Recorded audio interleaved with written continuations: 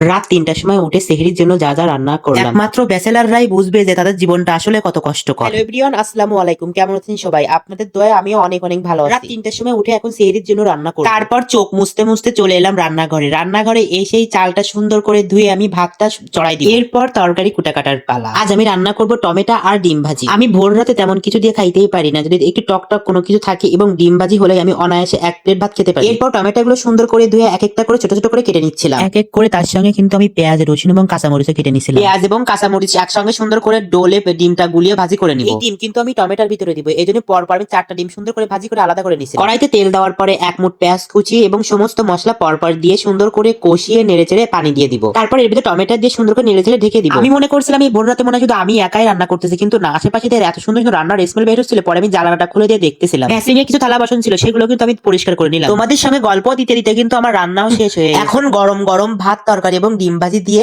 আজকের মতো সেহরিটা শেষ করে আপনাদের সঙ্গে দেখা হচ্ছে পরে আবার অন্য কোনো একটা ভিডিওর মাধ্যমে। তো সবাই ভালো থাকবেন, সুস্থ থাকবেন। আল্লাহ হাফেজ।